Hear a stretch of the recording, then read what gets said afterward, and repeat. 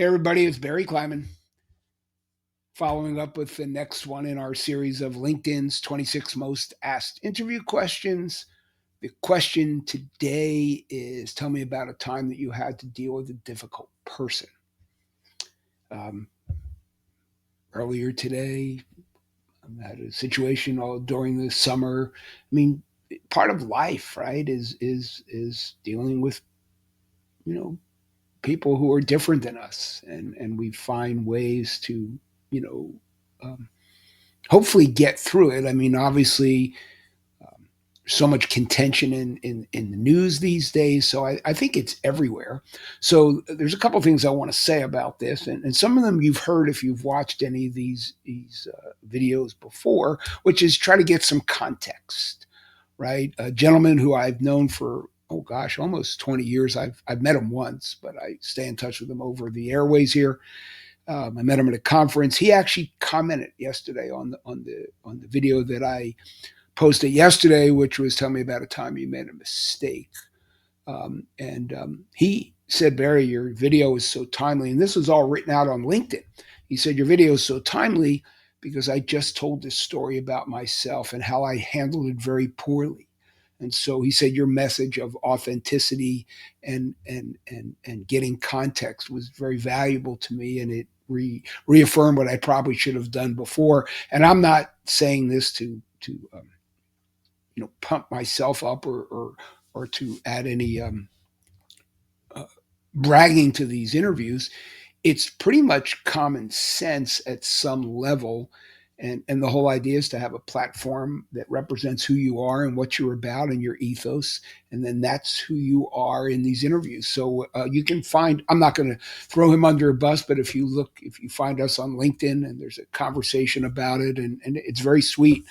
And a lot of people have written, but he was one of the first to step forward in a public forum and talk to me about how this impacted him. And it these questions, some of them once again are common sense. And so I'll talk about authenticity all the time. Tell a story about the last time you dealt with a difficult person. Does the interview want to know uh, in your personal life, in your professional life, in traffic, at a supermarket, whatever.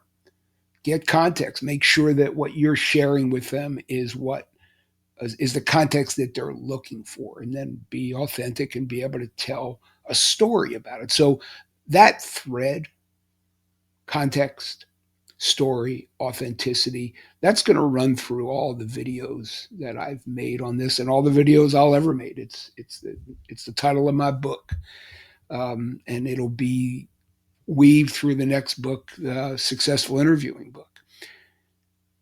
What I really want to stress here, so again, you should know all that, and again, be able to tell stories, and your stories will connect you to somebody on the other side. Everybody's dealt with a difficult person. I don't care who we are and what we do. Um, but the way you talk about it and the story that you bring to it will help you connect with a person on the other side of the desk, or it won't. And there's a disaster, not a disaster, but it's a missed opportunity, right? And what did Nelson Mandela say? I either win or I learn. So there's always learning to be done, right? Um, I want to stress before I hop off of this video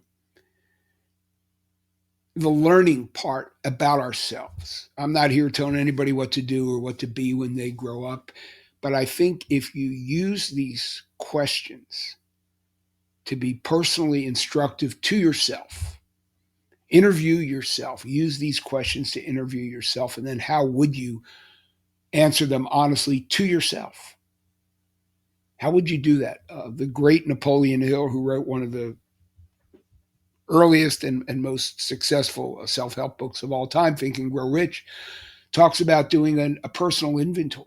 And I think it's 25 or 26 questions that he found in the book. Maybe if I could find them, I'll put them up in the chat. But he talked about that same personal introspection. So if you take nothing else from these videos, use them is personal introspection. Ask and answer the questions to yourself. You don't need to like my answer. They're my answers, right? Um, but I think it's very telling that a couple 100,000 people want to know the answer to this question, and many of them. So if you use them again instructively, personal inventory wise, you'll learn a lot about yourself. And again, as Mandela said, you either win or you learn. So learn about yourself, and you'll find yourself more able to represent who you are, who you want to be, how you want to talk about yourself and again in an authentic, interesting dialogue. And I think that these will be exponentially helpful, far beyond the tell me about a time you had to deal with a difficult person. That is today's question. Um, I mean, I could tell many, many stories, but I'm going to leave this one for you to think through. We've all had to do it. How would you talk about it? How would you talk about it authentically? And again, at the end, talk about how you learned from it.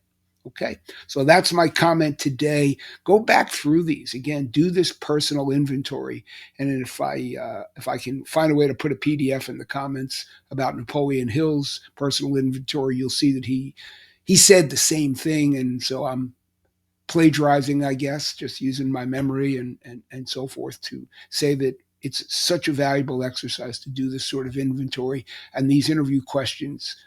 Again, not my answer so much, but the framework I hope that I'm providing for you of authenticity and use to connect and get context and tell stories, I think you'll find helpful. So hope that makes sense. A little bit of a ramble today, but learn.